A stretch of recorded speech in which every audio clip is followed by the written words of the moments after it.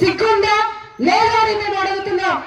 ఆ రోజు చంద్రబాబు నాయుడు గారు స్పెషల్ ప్యాకేజ్ కావాలా అన్నాడు. ఈ రోజు వాళ్ళతో మళ్ళా చేతులు కలుపున్నాడు. ఎందుకు కలుపున్నాడు? కేవలం కుర్చీ పైన ఆశ.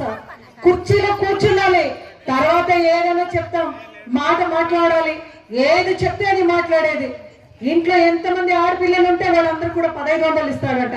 ఎలా ఇస్తారు 1500? మేము చేయూత 18,750 ఇస్తే బీసీ ఎస్సీ ఎస్టీలకు సంక్షేమ పథకాలు ఇస్తున్నారు. మీరు ఈ తమాషాని ఆపేయండి అని ఒక ఈనాడు పేపర్లో వచ్చింది. ఆ రోజు పచ్చ మీడియాలో అందరూ కూడా కవర్ చేసినారు. ఈ రోజు మీరు ఎలా ఇస్తారో, వాళ్ళు ఎలా ఇస్తారు, ఎలక్షన్ దగ్గరకు వస్తే ఎలా అబద్ధం చెప్తారని మేమందరూ ప్రశ్నించాలి. చంద్రబాబు నాయుడు గారు మళ్ళీ కల్లిబిల్లి మాట చెప్తున్నారు. ఇంట్లో ఎంతమంది ఉన్నా వాళ్ళందరికీ కూడా అమ్మఒడి ఇస్తారని. ఇచ్చే కవుతుందా? ఇస్తారా?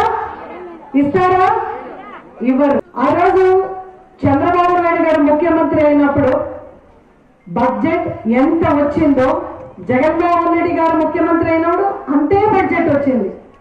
అయితే ఆయన ముఖ్యమంత్రిగా ఉన్నప్పుడు అమ్మఒడి ఇవ్వలేదు, డ్వాక్రా సంఘం అక్క చెల్లెలకు డబ్బులు ఇవ్వలేదు, చేయూత ఇవ్వలేదు, బీసీ ఎస్సీ ఎస్టీ మైనారిటీస్ అందరూ కూడా ఈరోజు జగన్మోహన్ రెడ్డి గారు ఇస్తున్న చేయూత కూడా ఇవ్వలేదు. అదేవిధంగా టైలర్కు, నాయి బ్రాహ్మణ్కు, రజకులకు అక్కడ కూడా ఆయన పారితోషికం ఇవ్వలేదు. లాయర్స్ కు కూడా ఇవ్వలేదు, ఆటో డ్రైవర్స్ కు ఇవ్వలేదు. మళ్ళా మీరు అడగచ్చు, అవునమ్మా ఇద్దరికి ఒకే బడ్జెట్ వచ్చింది, జగన్మోహన్ రెడ్డి గారు ఇంత బాగా ఖర్చు పెట్టినారు ప్రజలకి, చంద్రబాబు నాయుడు గారు ఎందుకు ఖర్చు పెట్టలేదని. ఎందుకు ఖర్చు పెట్టలేదు మీరు చెప్పండి. ఈరోజు